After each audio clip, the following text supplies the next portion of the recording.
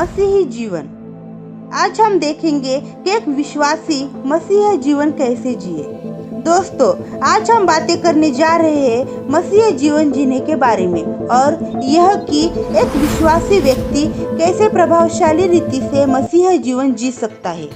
मसीही जीवन में एक विश्वासी के लिए कौन सी बातें आवश्यक है, आज हम देखेंगे। सबसे महत्वपूर्ण बात है, पहली, हर बात में प्रभु को धन्यवाद देना। मसीही जीवन में एक विश्वासी व्यक्ति को सदैव ही धन्यवादी हृदय का होना चाहिए। प्रभु यीशु हर बात में धन्यवाद देते थे।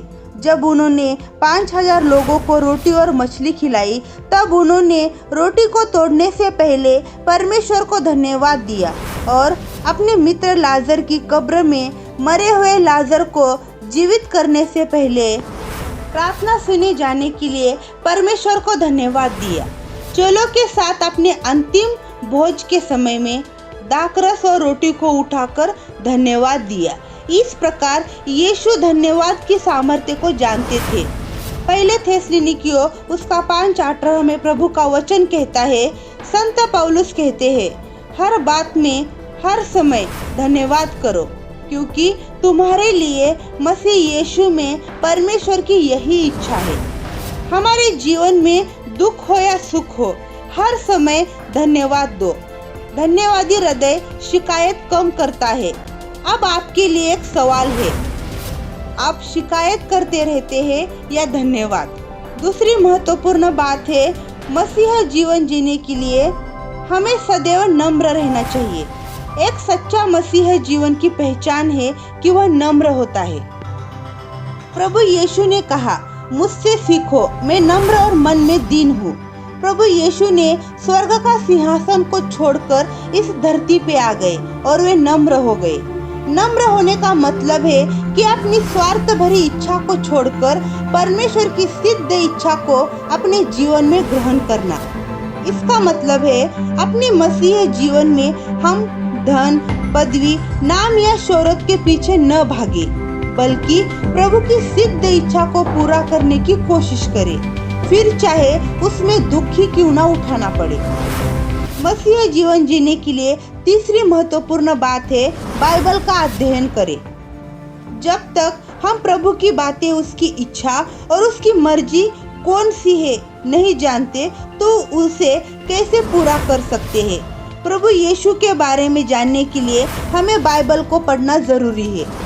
बाइबल पढ़ने का नियम यह है कि इसे पढ़ने से पहले प्रार्थना करें कि इसे पढ़ने और समझने में प्रभु सहायता करे। चौथी महत्वपूर्ण बात है कि हमें बाइबल को याद भी रखना है। बाइबल को केवल पढ़ना जरूरी नहीं है, बल्कि बाइबल की गहरी बातें जानने के लिए हमें उसके महत्वपूर्ण वचनों को कंठस्थ करना भी जरूरी है।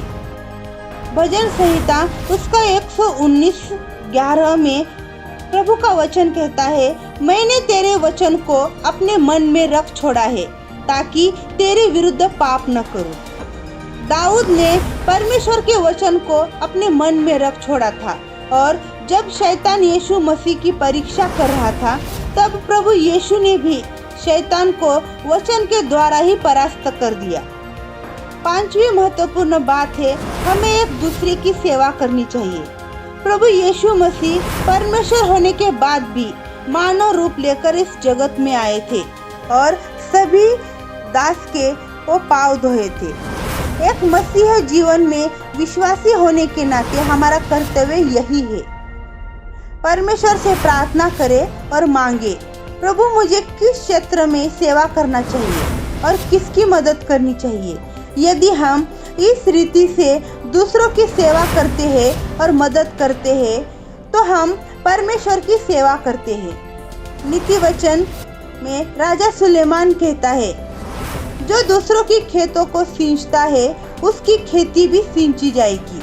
हमें प्रभु में एक विश्वासी होते हुए मसीही जीवन जीने के लिए प्रभु से हमें प्रार्थना करने वाला बनना चाहिए और हमें अपनी गलतियों को मानकर लोगों को क्षमा करने वाला बनना चाहिए। दोस्तों, मसीही जीवन का मतलब आप समझ गए होंगे, क्योंकि प्रभु यीशु मनुष्य को मेल मिलाप, शांति और भाईचारा का जीवन सिखाते हैं। दोस्तों, मसीह जीवन का मतलब आप समझ गए होंगे, क्योंकि प्रभु यीशु मनुष्य को मेल मिलाप, शांति और भाईचारे का जीवन जीना सिखाते हैं। इसीलिए लोगों को प्रभु यीशु की शिक्षा के अनुसार जीवन जीना चाहिए।